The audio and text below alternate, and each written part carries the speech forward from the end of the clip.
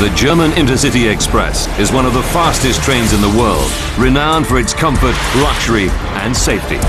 Until it careers off the track and crashes at 200 kilometers per hour. 101 people perish in 180 seconds. It's the worst high-speed train crash ever.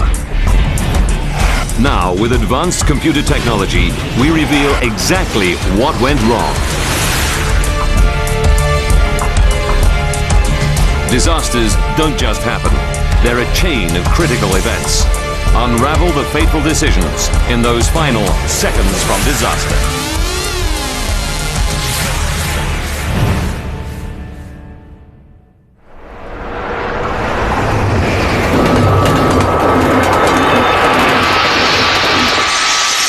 Europe, Germany, Munich, 3rd of June 1998, 5:45 a.m. Passengers board the 800-seater Intercity Express.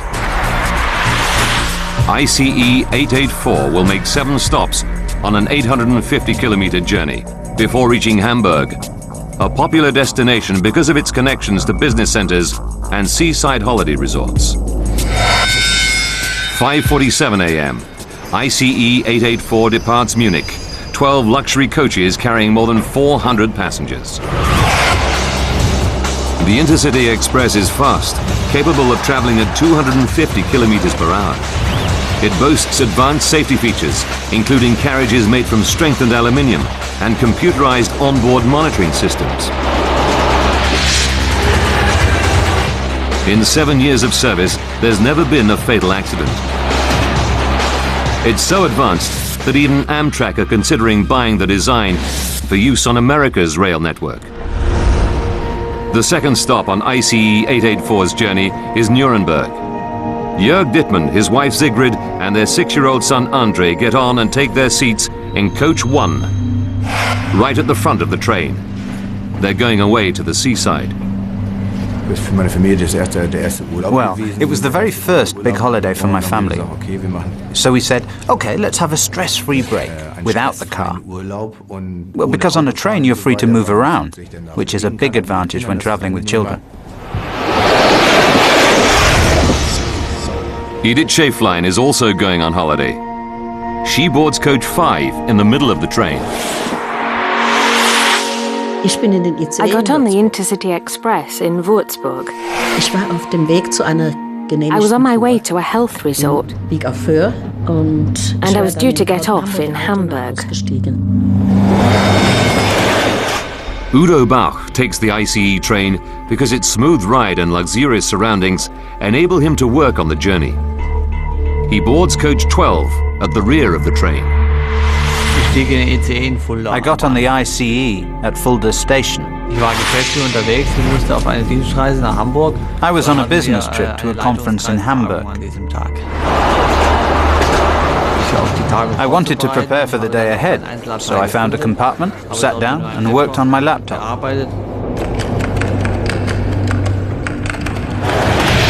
Germany's high-speed ICE train is a prestige project from a country famed for its engineering skills. It's launched on June 2nd, 1991, to extravagant state celebrations. This is more than just a new train. With the fall of the Berlin Wall only 2 years earlier, the advanced ICE symbolizes a bright future for a united Germany. Speeds of 250 kilometers per hour are routine, significantly cutting journey times. But speed and safety are not the train's only selling points. There is also luxury. The coaches are air-conditioned. Seats are equipped with headphones and offer a choice of music. Some even have television screens. If this looks like the business class cabin of a plane, that's exactly what the train's designers want. The ICE is an instant hit with passengers. Only 2 years after its introduction, more than 65,000 people a day use the service.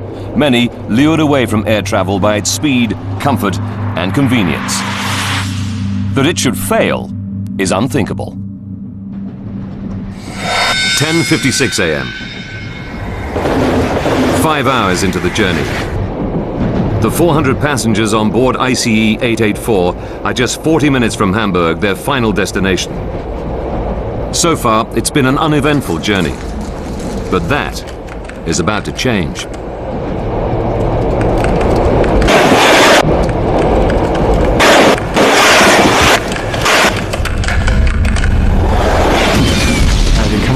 The bang was just beyond any description. All I can compare it with is the moment when a supersonic jet thunders through the sound barrier. And this happens right next to your ear. And at that moment, a shard of metal came slicing through the armrest between my wife and my son. The huge metal shard creates a gaping hole in the carriage floor. I just said, get out, get out, get out of the compartment. Raus, raus, raus aus dem Abteil. Elsewhere in the train, passengers hear the bang, but they're unaware of what's happening in coach 1. Edith Schäflein is in coach 5 in the middle of the train. There was an enormous bang.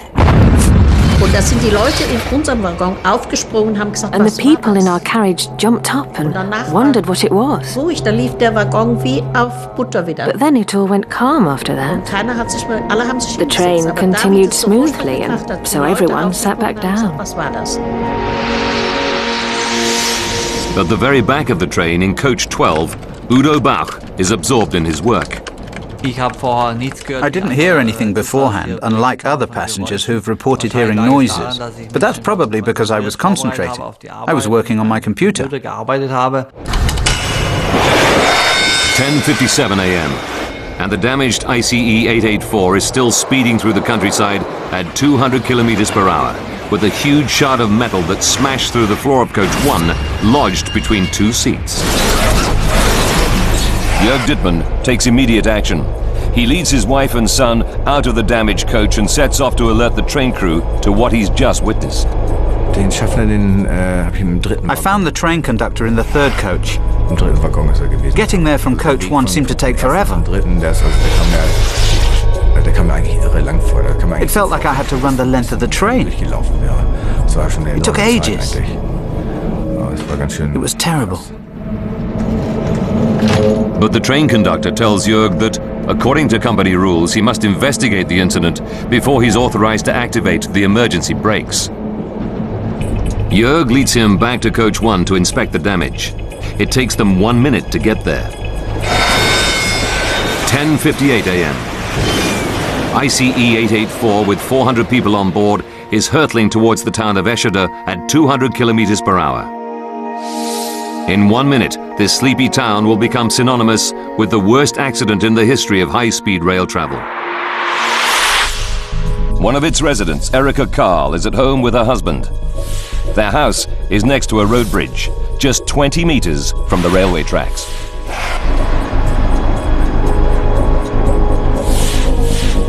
I was sitting in the kitchen with my husband, having a cup of coffee, and we were talking about changes we wanted to make to our garden.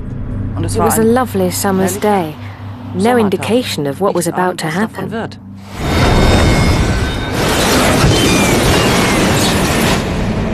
On board ICE 884, Jörg Dittmann knows something is seriously wrong with the train.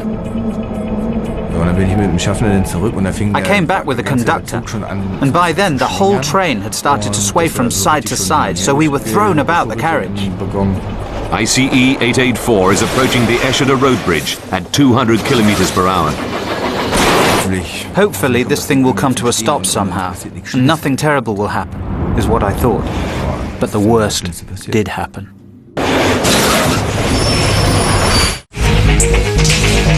A routine trip on a German intercity express is about to turn to tragedy.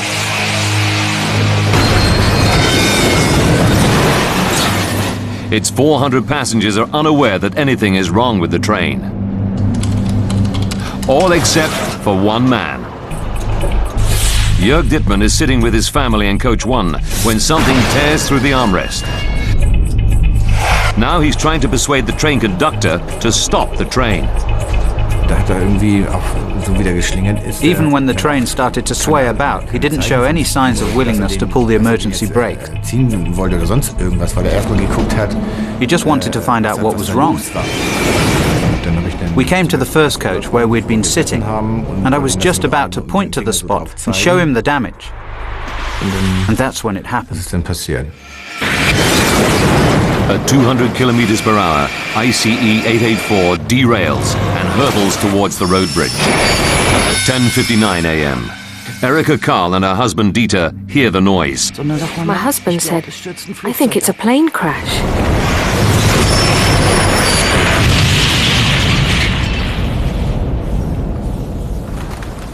And then there was deathly silence, and not even the birds were singing.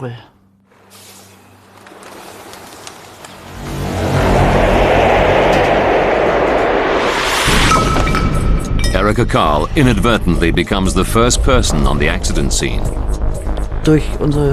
Our door has a glass pane, so we could see that a train was right by our front gate. Then I said to my husband, "There's an ICE lying outside." In the quiet town of Eschede, only 130 kilometers from Hamburg, these are the photos that Erika Karl takes. A 50-ton carriage has landed in her back garden. Amazingly, the only damage to her house is a broken window pane. Damage to the train, however, is colossal. More than 400 passengers are on the crashed ICE. Jörg Dittmann is back near his seat in coach 1 at the front of the train. I looked at the train conductor lying on the floor, and he looked at me, his face covered in blood. So we stared at each other saying, "You okay?" Remarkably, the train conductor, Jörg, and his family have only superficial wounds. They're able to walk away from the accident.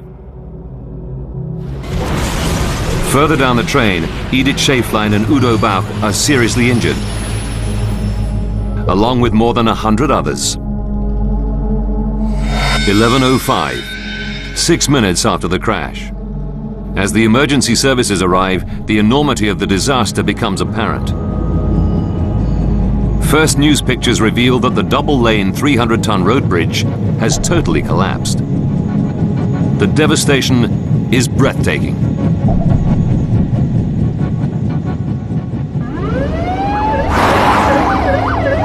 Andreas Evinghausen is one of the first policemen on the scene.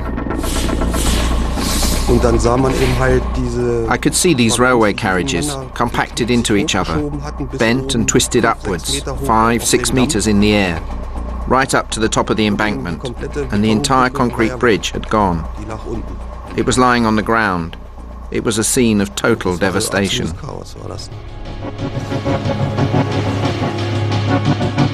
Eight of the ICE's coaches have concertinaed into an area little more than the length of a single carriage.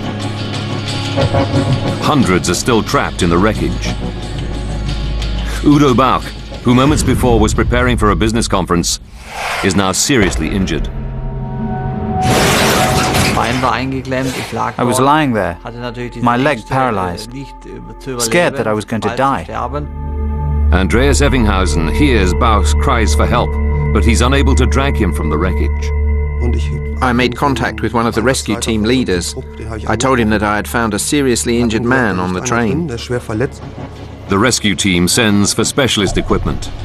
They had to cut the roof off to get me out, and I was in agony.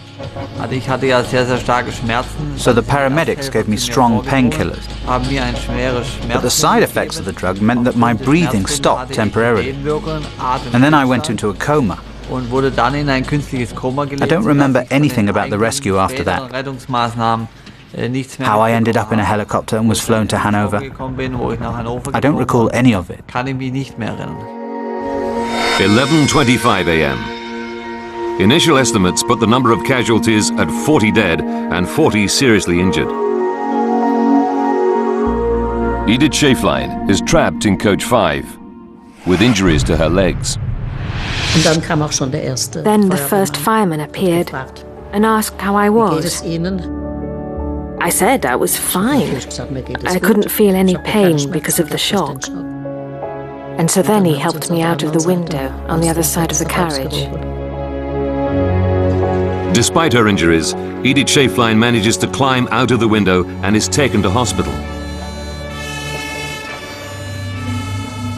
By 1:45 p.m., medical staff have given emergency treatment on site to 87 people. 27 of the most critically injured are airlifted to hospital. Rescue workers have no idea how many people are still trapped inside the train. But while there's the slightest hope of finding more survivors, the operation continues into the afternoon, evening, and night. During the night, the rescue teams discover the bodies of 2 railway workers in the wreckage. They'd been carrying out routine maintenance on the track when the train crashed. The death toll now climbs to 81. Over the next 48 hours, emergency services continue their desperate search, but no one else is found alive. At 6:42 a.m. on Saturday morning, almost 3 days after the crash, the rescue operation is called off. 101 people die, and 105 are injured in the world's worst high-speed train crash.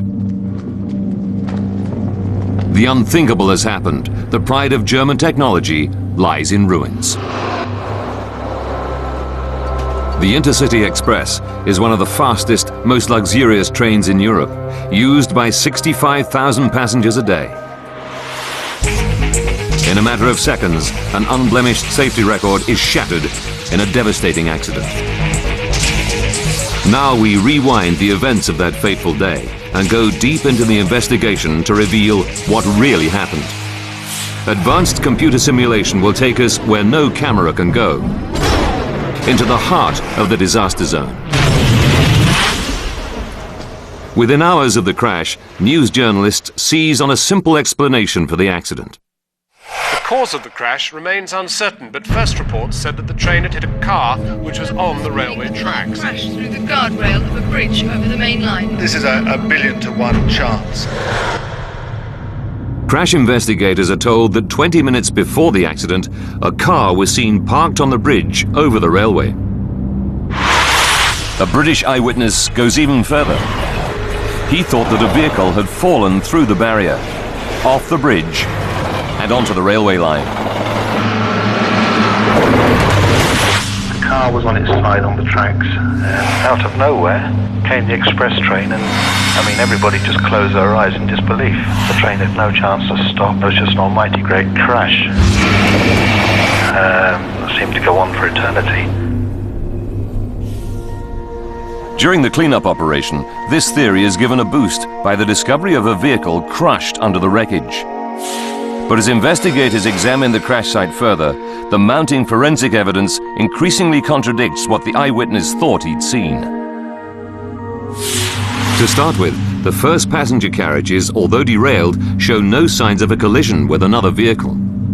What's more, the power car at the front of the train is completely undamaged. Investigators conclude that if another vehicle has caused the accident, there would surely be some evidence of this at the front of the train. But then, how did the car end up beneath the wrecked ICE? The discovery of the car's registration details amongst the wreckage provides the final clue. Jürgen Wigger, who had later prosecuted the Eschede trial, sets the record straight.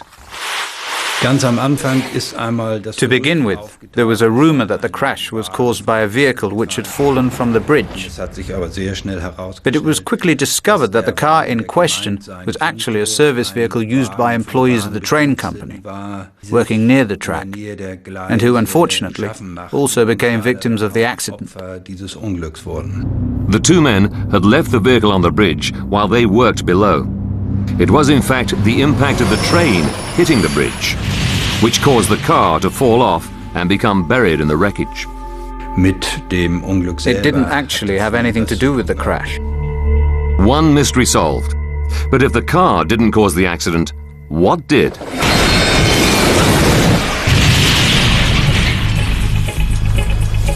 The first clue comes not from the crash site, but from 6 kilometers back down the railway.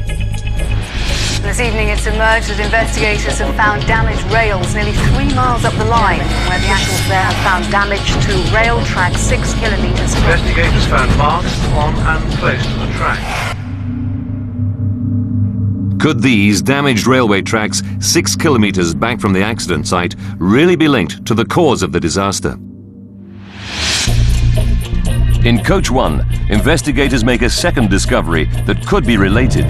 They find a length of steel lodged in the floor of the carriage. What is it exactly, and where did it come from? Investigators now have to travel back to the final minutes leading up to the crash. 180 seconds before the crash, Jörg Dittmann is sitting with his family at the front of the train. We were looking out of the window, and at that moment there was this unbelievable bang. And I just said, get out, get out, get out of the compartment. Raus, raus, raus aus dem Abteil. The investigation team realized that the huge shard of metal which comes shooting into Jörg Dittmann's compartment is the same piece of metal later discovered lodged in the floor of Coach 1. But where did it come from? The compartment Jörg Dittmann is sitting in is directly over the rear wheels of Coach 1. Closer examination of the wheels leads to a breakthrough discovery. One of them is seriously damaged, and its steel rim has broken away. Investigators conclude the piece of metal stuck in the floor of Coach 1 is in fact the broken rim, which is separated from the wheel, smashing up through the carriage floor between Jörg Dittmann's wife and son. Robert Lauby is the Director of Safety with the US National Transport Safety Board at the time of the Eschede accident. Part of the wheel that broke straightened out and it hung up directly under the car. In this position, the wheel was carried along as the train traveled down the track at 112 miles per hour. And it's this unraveled wheel rim that scrapes along the track, sending sparks flying, causing the track damage almost 6 kilometers back from the accident site.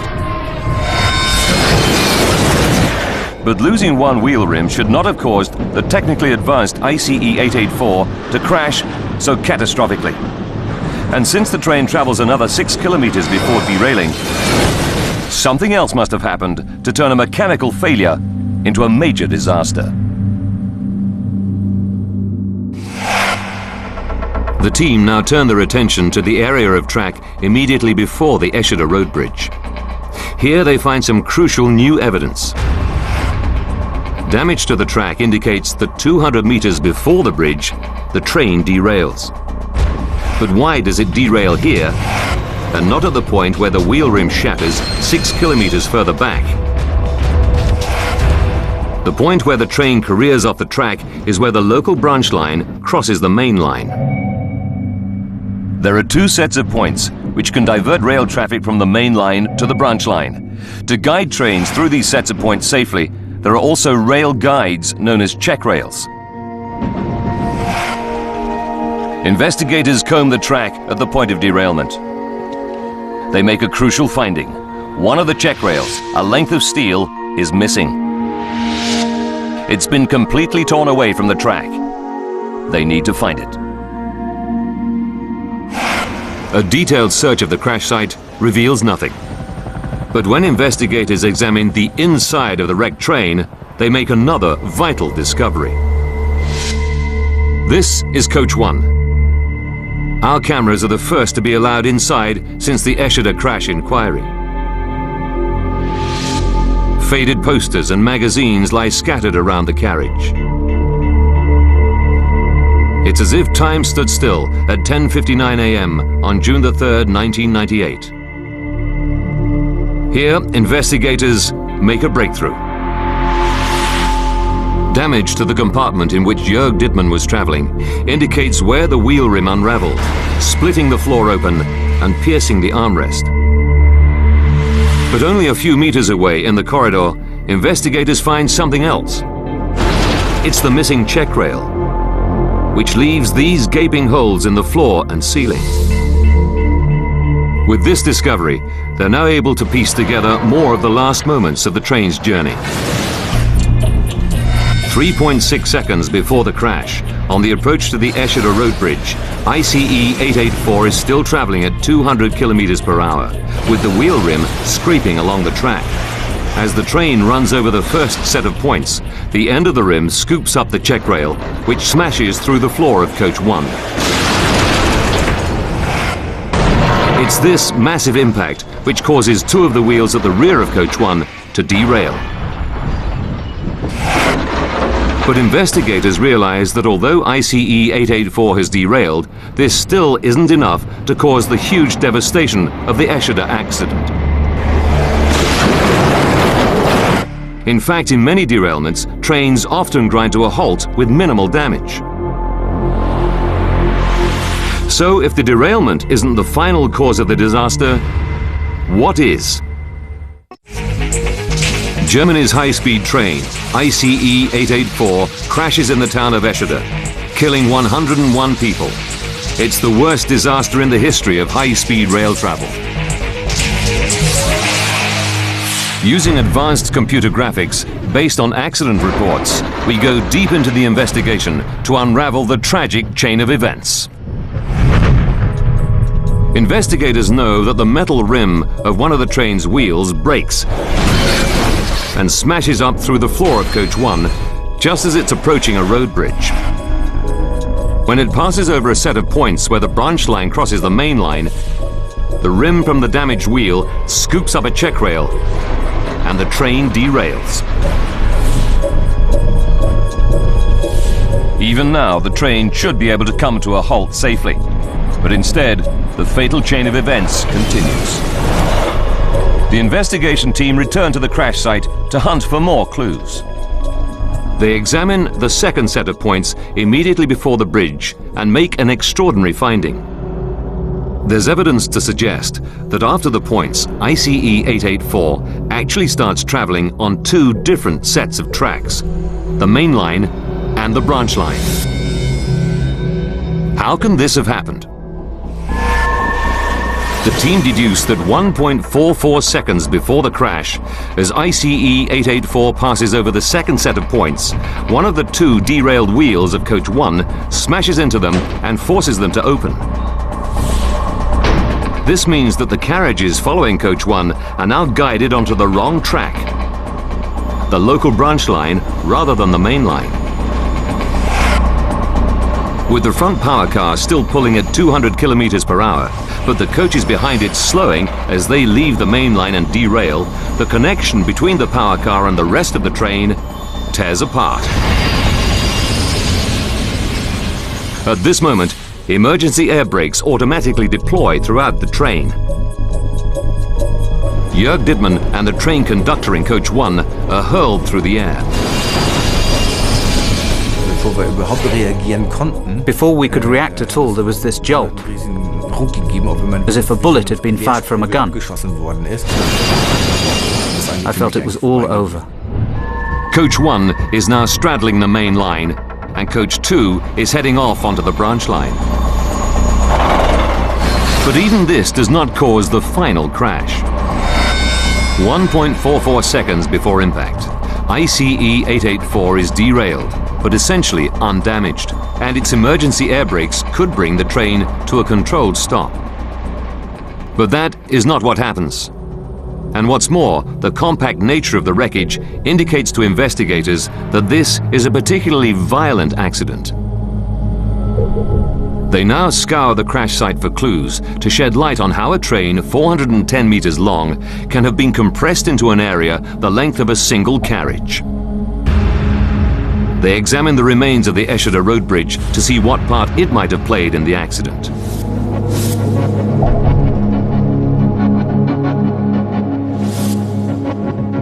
The bridge is supported by concrete pillars, which stand about 2 meters from the tracks. It's this proximity to the railway that becomes the new focus of inquiry. It helps to piece together the next sequence of events. About 3 minutes after the wheel breaks, ICE 884 reaches the Eschede Road Bridge at a speed of 200 kilometers per hour. The power car and coaches 1 and 2 pass under the bridge without touching it. But coach 3 is pushed outwards by the momentum of the train and slams directly into the pillars. ICE 884 crashes into the Eschede road bridge. The third car was diverted over to the siding and swung out to the right, and at that time struck the supports for the bridge and knocked the supports out from under the bridge. When coach 3 destroys the pillars, the bridge starts to collapse. Coach 4 clears the falling bridge, but catapults off the track and crashes into nearby trees. As coach 5 passes under the collapsing bridge, it's struck by tons of falling concrete, and the rear half is totally destroyed. Edith Schäflein is traveling in the front half of coach 5. There was just no time to think. I heard the bang and was thrown about. I was catapulted from left to right. I saw that the windows were shattering and the train buckled so much. It's just impossible to imagine how it was so completely smashed up, so completely ripped apart. Immediately behind her, the restaurant coach is crushed to a height of 15 centimeters by the falling bridge. The resulting debris now blocks the path of the remaining 6 coaches and the rear power coach, which, moving at almost 200 kilometers per hour, concertina into the wreckage. Udo Bausch is in passenger coach 12. There was a bang louder than I've ever heard in my life. And then everything happened very quickly. I was flung around the compartment, left to right, up and down, until I was left lying there in agony. 101 people are killed in the crash at Eschede. It seems to be the result of a tragic chain of events. A broken wheel, some points, a road bridge, which combined to create the biggest disaster in the history of high-speed rail travel. If this is the case, if this is a 1,000,000 to 1 chance accident, then the reputation of the ICE as a safe train will remain intact. But in the next stage of the inquiry, investigators make a startling discovery that proves the accident could easily have been prevented.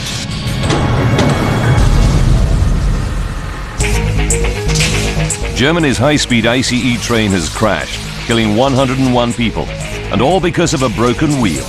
It's the worst disaster in the history of high-speed rail travel. After the accident, the rim from the wheel in question is taken to the Fraunhofer Institute in Darmstadt, southwest Germany, for forensic testing. Investigators there are particularly interested in the wheels of this train because they are of a new design unique to the ICE. 7 years earlier, on the 2nd of June 1991, the ICE is launched. One of the aims of the cutting-edge project is to reach a new standard in luxury and ride quality for its passengers. The train has solid steel wheels, known as monoblock wheels. But Deutsche Bahn, the German railway company that runs the ICE, soon experiences problems with them.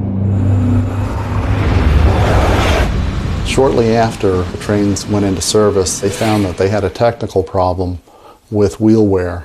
The wheels were wearing in a strange pattern. When this happened, especially when the trains were traveling at high speed, noise and vibration would be generated and transmitted up into the passenger car. The carriage where this is most evident is the restaurant car, where plates are shaking and glasses are spilling. It's the kind of image Deutsche Bahn can do without. To eliminate this restaurant rumble, something has to be done to maintain the ICE's reputation for smoothness. Professor Roderick Smith, mechanical expert at Imperial College London, explains. Now, what steps can you take? It range from radical redesign of the track itself, which is clearly not practical, huge redesign of the vehicle, some changes to the suspension of the vehicle, or some changes to the wheel. And so a fairly obvious answer, most people would think that changing the wheel might be the cheap solution. Within 2 months of the ICE's prestigious launch, and under pressure to find a solution, Deutsche Bahn decides to replace its original monoblock wheels with duoblock wheels. But how does this improve the smoothness of the ride? A traditional monoblock, or one-piece wheel, is made from a single solid piece of steel. But a duoblock, or two-piece wheel, has an inner wheel surrounded by an outer rim. Sandwiched between are sections of rubber, designed to help absorb vibrations and provide a smoother ride. On the 31st of August 1992, Deutsche Bahn approves duoblock wheel type 064 for use on its ICE trains. The new wheel instantly improves the ride, and cups and saucers no longer shake and rattle in the dining car. Wheel type 064 seems initially to be a big success. That is, until one of them fails and triggers the terrible chain of events that caused the Eschede train crash.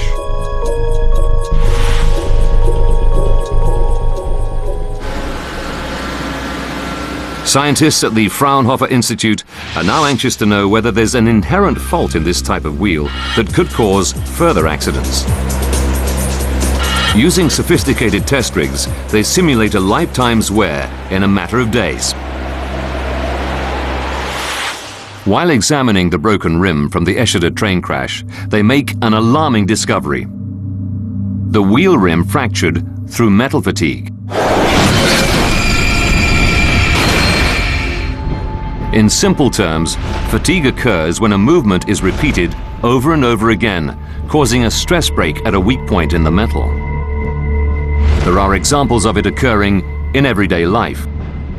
This paper clip is a good example. If we bend it to and fro, relatively small number of times, you can break it easily. That's exactly what was happening inside the rim of the wheel that broke in the Eschede accident. A wheel on a train actually flexes slightly as it turns because of the massive load it's under supporting the moving train. These movements are minuscule, but the constant flexing of the metal can eventually, given enough usage, cause the wheel's destruction through metal fatigue.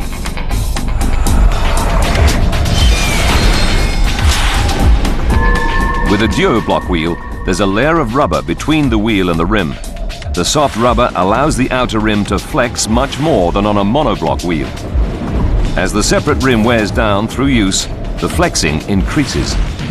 Without thorough inspection, the wheel rim can become too thin, and a small defect can become a crack that eventually fractures, causing the outer rim to break away from the inner wheel, with devastating results.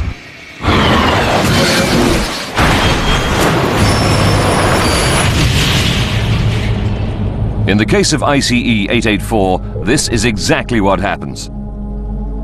But metal fatigue fractures in train wheels usually develop over a period of months or years. So why didn't Deutsche Bahn technicians notice it during routine maintenance inspections? This is the answer that Deutsche Bahn gives to the investigation team. Instead of relying on their sophisticated metal fatigue detection equipment, it turns out that engineers at Deutsche Bahn's Munich maintenance facility had been carrying out safety checks on ICE's wheels with nothing more advanced than a flashlight. As an inspection technique for any wheels, the use of torches will only pick out the largest and most dangerous of cracks. It won't pick out tiny fatigue cracks at an early stage of their life. So, in terms of detecting potential cracks on the inside of the rim of a duoblock wheel, it's a completely useless technique. The engineers at Deutsche Bahn's Munich depot had also been carrying out some tests with their high-tech testing machines. But the data was considered unreliable as the equipment constantly came up with error messages. However, in the week leading up to the Eschede train crash, the wheel that would go on to cause the accident was highlighted as being defective in 3 separate automated checks.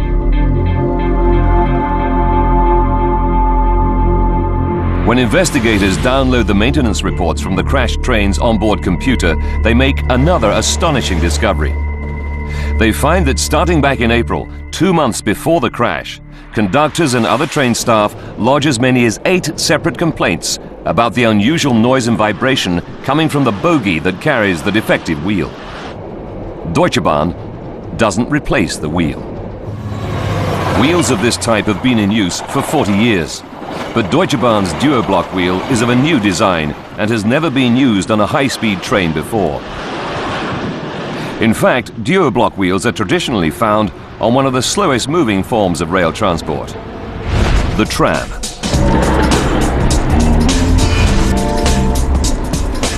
In July 1997, almost a year before the Eschede train crash, the company that runs the tram network in the German city of Hanover discovers dangerous metal fatigue cracks occurring in its duo-block wheels, even though they're running at speeds of only 24 kilometers per hour.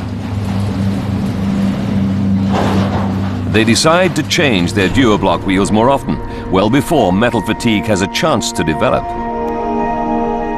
The tram company contacts other rail operators running on duo-block wheels to inform them of the metal fatigue problem and its simple solution.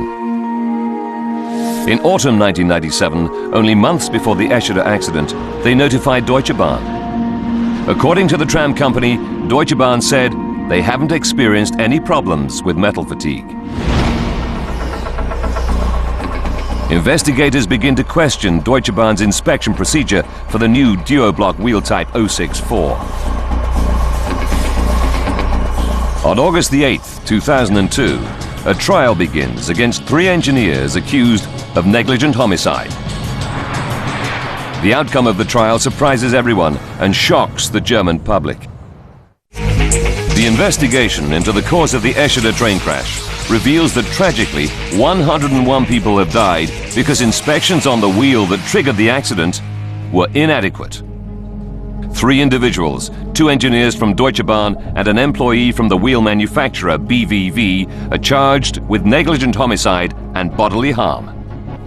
The engineers' defense is that they had followed the technical standards of the time and that the fracture in the wheel could not have been predicted. Deutsche Bahn is not in the dock itself because in Germany only people can be tried, not companies. After 8 months, the trial ends in controversy.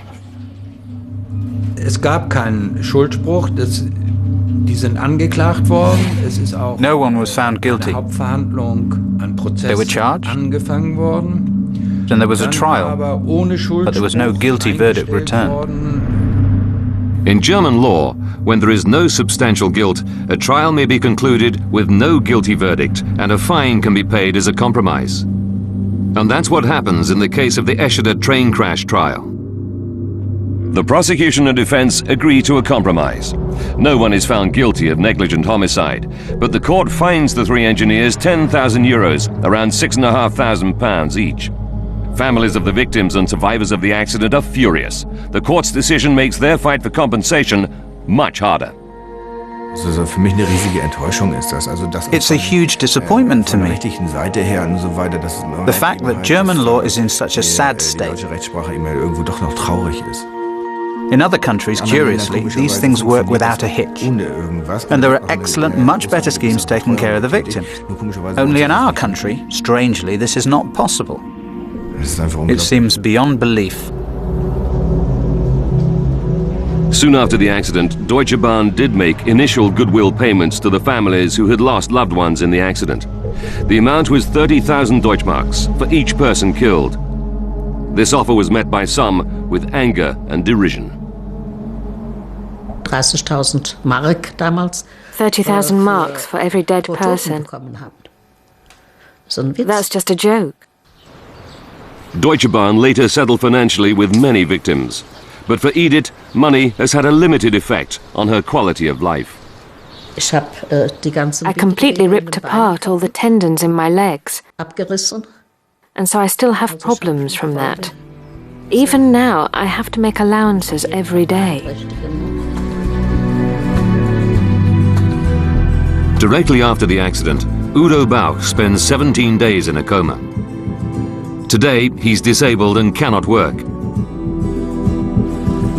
He's reunited with the policeman who saved his life, Andreas Evinghausen, whom he asks to be the godfather to his daughter Marie, born 3 years after the accident. And thankful to be alive, Udo builds a memorial. Diese Kapelle wird jährlich von ca. 5.000 bis 6.000 Menschen. This chapel gets about 5,000 to 6,000 visitors a year, and it's very popular. People say lots of prayers here for the victims of Eschede. And that is enough proof for me that to build this memorial with my own money was the right thing to do. A year after the construction of Udo Bauch's memorial, an official memorial is also built, in part funded by Deutsche Bahn. It's at the site of the crash next to the new Eschede road bridge. A reminder of that terrible summer's morning when an extraordinary chain of events unfolds. A poorly maintained wheel which breaks and lodges in the train floor, scooping up a check rail, causing ICE 884 to career off the tracks as it crosses a set of points and smash into the bridge, triggering the world's worst high-speed rail disaster. Today, Deutsche Bahn has removed the duo-block wheel Type 064 from service and replaced them with traditional monoblock wheels. They maintain that the wheels and the inspections met the standards required at the time, and that their engineers could not have predicted a wheel fracture. As of November 2002, Deutsche Bahn say they paid out 25 million euros in compensation to the victims' families and survivors of the crash. Since refitting monoblock wheels, Deutsche Bahn's ICE trains have clocked up millions of kilometers a year safely. And the popularity of high-speed rail travel worldwide continues to soar.